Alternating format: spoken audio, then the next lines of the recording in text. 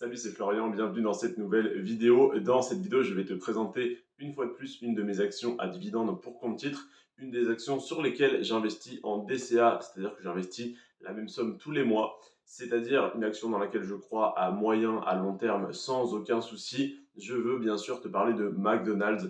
McDonald's, il faut savoir avant tout que ce n'est pas une entreprise qui vend des frites et des burgers. En partie, ils en vendent, mais en très grande partie, en fait, c'est une entreprise qui détient de l'immobilier.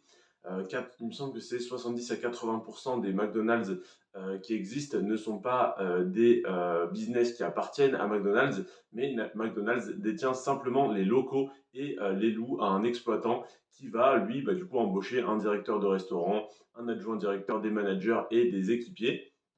Et donc, il me semble que c'est oui, dans les 70% des McDonald's, eh bien, les murs appartiennent à McDonald's, mais ne sont pas exploités par McDonald's.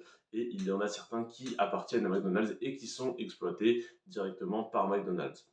Donc, McDonald's, c'est donc un business très puissant parce qu'ils peuvent, avec les bénéfices qu'ils génèrent, eh bien, emprunter, toujours, comment dire, toujours augmenter leur dette, emprunter de plus en plus pour ouvrir de plus en plus de McDonald's et donc augmenter leurs revenus de manière constante.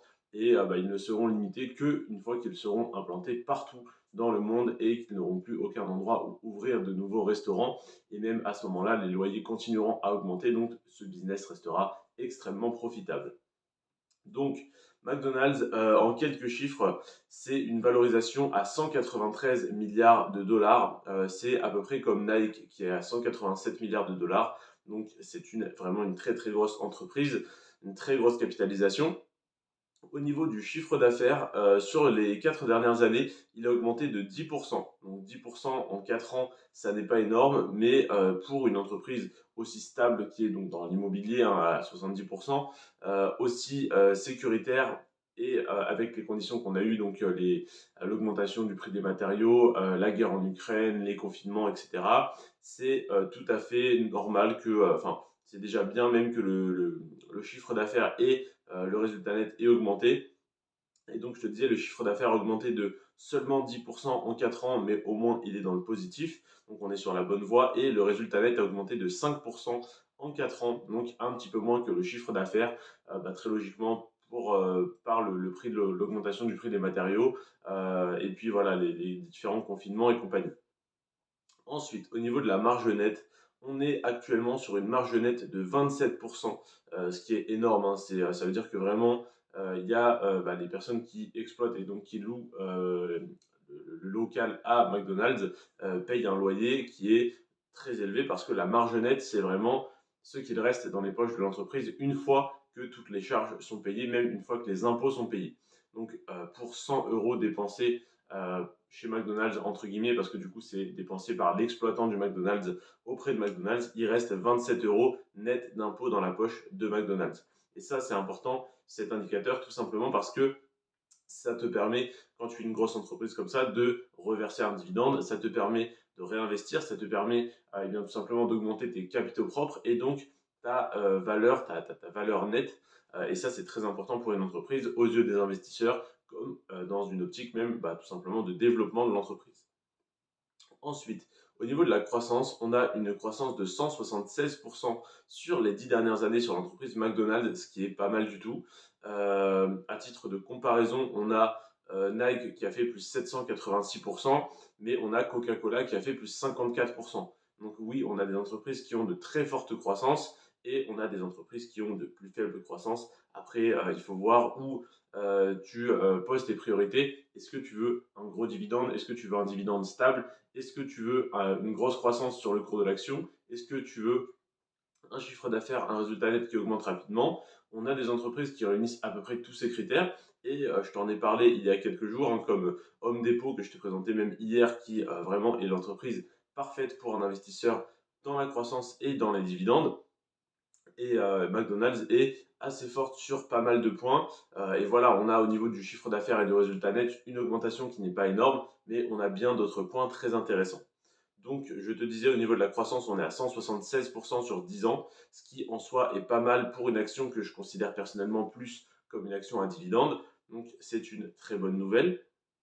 Ensuite, le PER est de 25, Donc c'est un petit peu haut, mais pour une entreprise qui détient beaucoup d'immobilier, il faut savoir que les REIT, donc les entreprises qui détiennent de l'immobilier coté en bourse, sont en général surévaluées ou en tout cas ont un PER élevé. On ne peut pas dire qu'elles sont toutes surévaluées si elles sont toutes au même niveau, mais par rapport à des entreprises qui viennent d'un autre secteur, comme par exemple 3M, donc, qui est dans la distribution comment dire, de scotch, etc., donc de produits physiques, ou tac, tac, tac, UPS par exemple, qui est dans la livraison de colis, qui a un PER de 17, ça n'est pas comparable avec une entreprise qui détient de l'immobilier, ça n'est pas du tout le même secteur.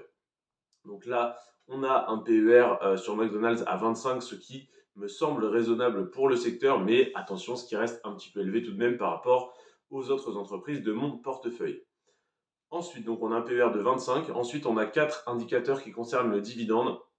C'est les 4 derniers que j'ai à te présenter et ils sont tout simplement magnifiques parce qu'on a 42 années de versement consécutif du dividende. Ça veut dire que le dividende est versé depuis à peu près 1980 et qu'il n'a jamais été coupé une seule fois. Et au-delà de ça, au-delà du fait qu'il n'ait jamais été coupé, il n'a même jamais diminué depuis la première année où il a été versé. Donc depuis 1980, il n'a fait que soit de stagner, soit d'augmenter.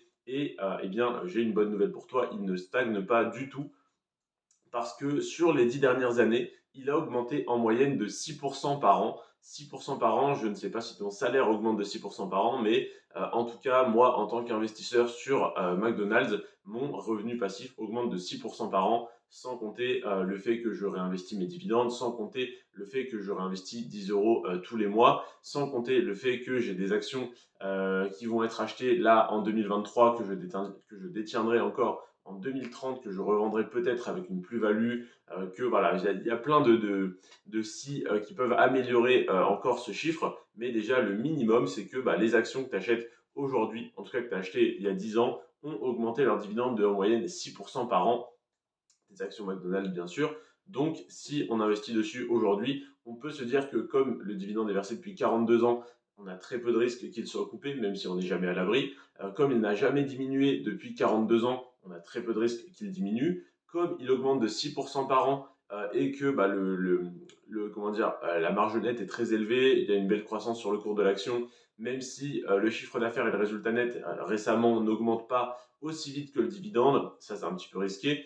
Globalement, sur du long terme, le chiffre d'affaires augmente, le résultat net augmente. Là, on a connu une période un petit peu compliquée.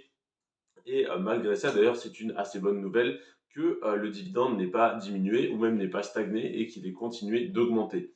Donc voilà pour tous les petits indicateurs. Et maintenant, je vais te dévoiler le rendement du dividende de McDonald's en 2023, à l'heure où je te parle. Et donc, au prix actuel de l'action, le rendement du dividende de McDonald's s'élève à 2,2%.